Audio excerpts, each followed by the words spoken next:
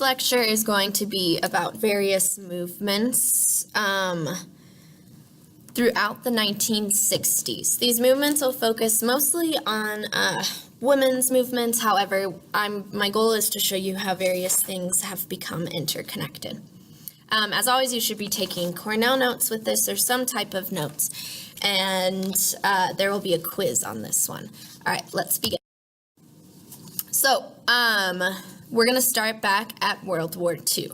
So World War II, due to the mass movement to mobilize the military, women were hired to work in factories and were often needed to create any defense work or any sort of things for the military. Along with that, about 350,000 women served in the military. After the war, though, when men came home, women were often fired from their jobs.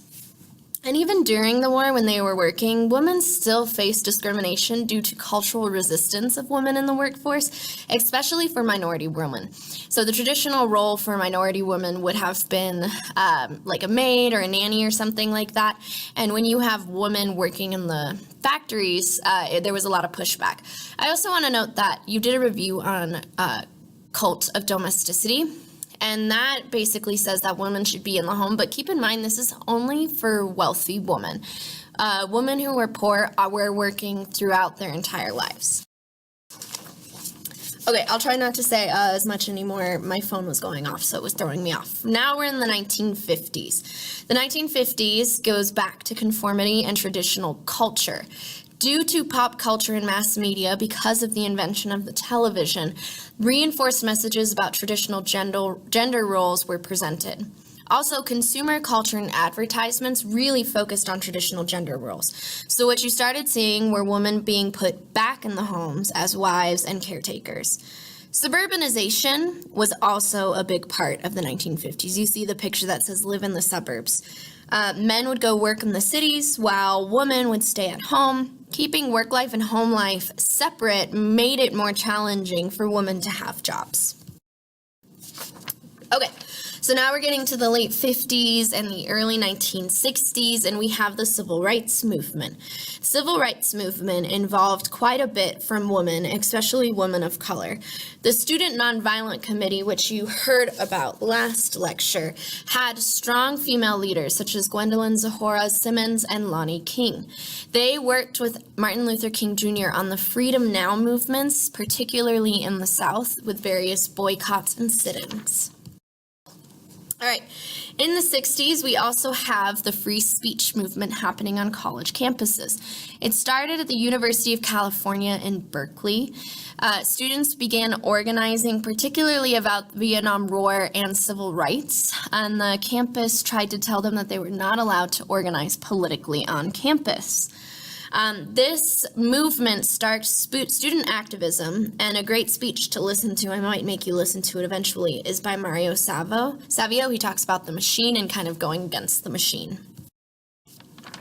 Okay, so we have a student movement that starts from this free speech movement. In this student movement, both men and women in college campuses were protesting against the Vietnam War. It would sometimes become very violent, for example, at Kent State, where 4 students were killed as they were protesting. The big idea behind this was to challenge authority, so challenging presidents and congressmen that were lying about what was happening in the war in Vietnam. You don't need to know too much about that. We'll get into it as time moves on. But to also challenge government involvement. Eventually, some of the movements moved away from challenging the government and political and legal things and challenging more social issues. A big example of that is the counterculture. Y'all say that you know hippies, but do you? I don't know. I guess we'll see. So the counterculture hippie movement, yes, a big part of it was about music and drugs, and there was the sexual revolution during this as well, and it was really big in San Francisco. The counterculture movement was a movement to fight against conformity and to fight for a change in the social structure, particularly with gender roles and class roles. A really great movie that highlights the counterculture movement, not from the hippie form, is called The Graduate. I would give you extra credit if you watch The Graduate and tell me what it illustrates about this counterculture movement. Okay, some other important things to know about various movements. So during the 1950s and the 1960s, the economy was doing really well. The national GDP went from 200 billion to 500 billion. Government spending was up and helping this because of the military. The government wanted to fund the military for the Cold War. Unemployment was down and inflation was down. Essentially, it's a little easier to protest or do things when you have a good economy, right? It makes it so you can focus on other things. The 1970s became a little different. So there was an oil crisis. There was a lot of political crises. So as you can tell by the graph, growth was down extremely low, which made unemployment high, and it also made inflation high. So essentially, people didn't have jobs, and the dollar was worth less. Okay. Various other movements focused on discrimination against women. So I'm going to talk about just the workplace for now. So for example, in the 1960s and 70s, women were often working 59 cents to the dollar for men. So that's almost half less than men simply because they were women. Not only that, there were very strange and strict requirements for women. So for example, you had to meet a certain weight limit, you had to be a certain height, you couldn't get pregnant. If you got married, you couldn't work. So basically any sort of life choice that you make as far as being a mother or a wife would prevent you from being in the workplace. Some other things before we get into the rise of feminism to know. So there are various other things women couldn't do. For example, women weren't allowed to join Ivy League colleges. For example, Princeton would not accept women until 1969.